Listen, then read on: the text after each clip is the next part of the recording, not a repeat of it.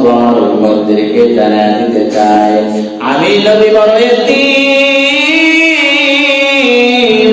এই দুনিয়ার বুকে আমার মা নাই, আমার বাবাও নাই।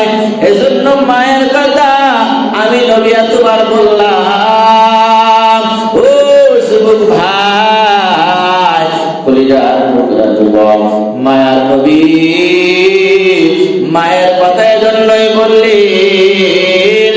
আজকে কত জায়গায় দেখা যায় সন্তান মা বাবার উপরে চোখ রাখে কথা হয়, ওই সন্তান মা বাবার মূল্যায়ন করতে চায় না। এজন্যই তাদের জন্য মায়ার নবী হাদিস জানাইয়া দিলে,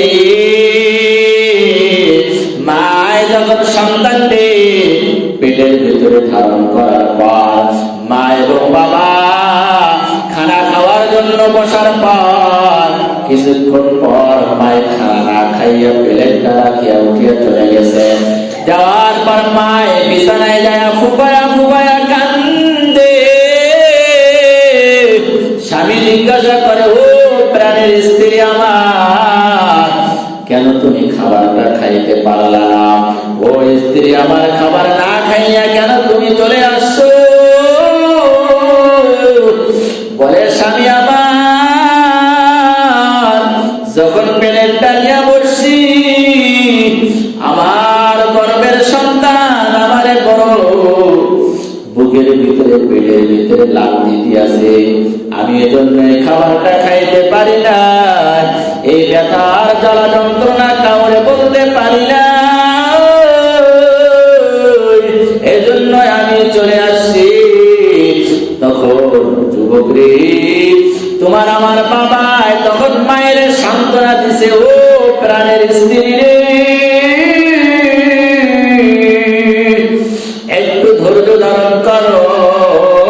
এই সন্তানটা দুনিয়ার মধ্যে একদিন আসার পর এই সন্তানটা এক সময় তোমার মা বলিয়া ডাক দিবে, একদিন আমারে আব্বা বলিয়া ডাক দিবে রে। এই জন্যই মায়ার নবী বললেন, ও আমার উম্মত, মায়ের একটা বারের জন্য তুমি কষ্ট দিবা না। অকদা রব্বুকা আল্লা তা'বুদু ইল্লা ইয়্যাহু ওয়া বিল ওয়ালিদাইনি ইহসানা ইম্মা ইয়াবলুগান্না ইনদাকাল কিবারা আহাদুহুমা আও কিলাহুমা ফালা তাকুল লাহুমা। আল্লাহ তাআলা পবিত্র কোরআনের মধ্যে জানায়া দিলেন, ও নবীর উম্মত, তোমার মা অথবা বাবা, তুমি তোমার মা অথবা বাবারে পাইছো, তোমার মা অথবা বাবা বয়স হয়ে গেছে, বৃদ্ধ হয়ে গেছে, এরপরেও তোমার মা অথবা বাবার জবান দিয়ে যাতে খুব শব্দটা বের না হয়, কারণ আমার মায়ার নবী ডাকতে বলে, ও আমার আমি বুঝি আমার মাও নাই বাবাও নাই, আমি বড় এতিম। মায়ার নবী যখন ইসলামের দাওয়াত দেওয়ার জন্য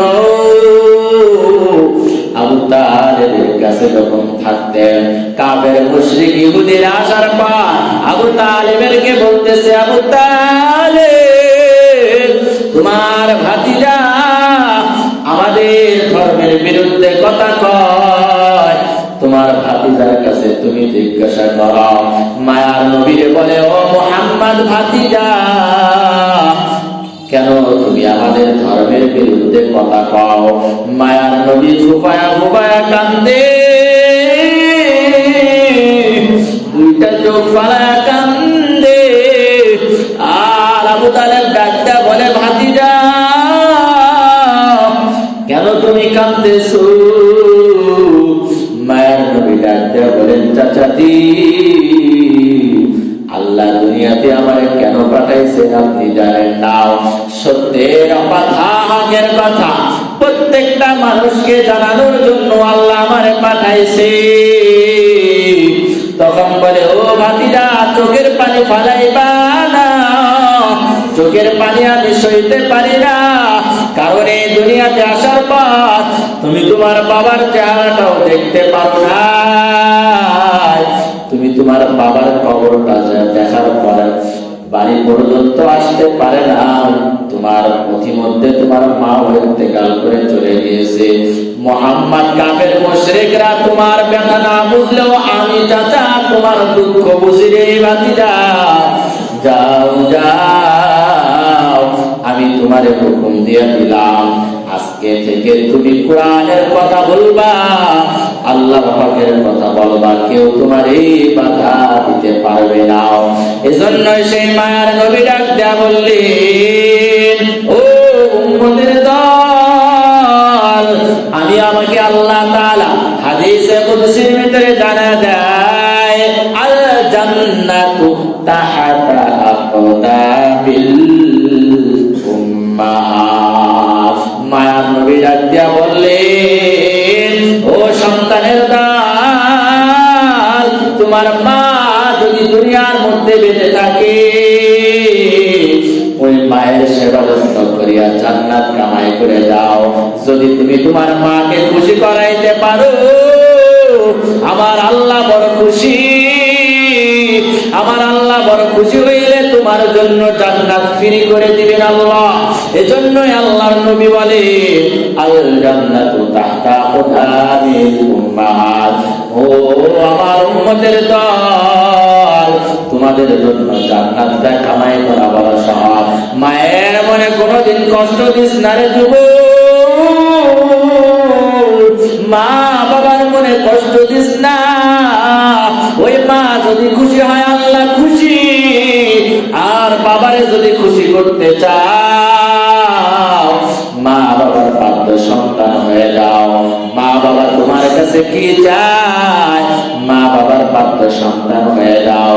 তাহলে মা বাবার কাছে তুমি যদি পাত্র সন্তান হও, আমার আল্লাহ তোমার উপরে বড় খুশি হয়ে যাবে।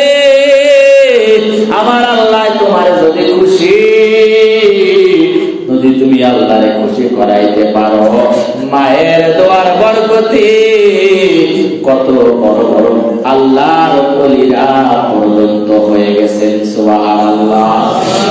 নিজামউদ্দিন আউলিয়া বিশাল বড় ডাকাত ছিল। প্রথম আমরা সকলে নাম শুনছি, নাম কি? নিজামউদ্দিন আউলিয়া। ওই আল্লাহর বান্দা জীবনের 99টা খুন করেছে। কয়টা? 99টা খুন করার পর একদিন সকালে বাড়িতে গেছে। যাওয়ার পরে দেখে হাতের ভিতরে তরবারি, তরবারির ভিতরে কেমন জানি রক্তগুলা মাখা। স্ত্রী ডাকতে বলে, প্রাণের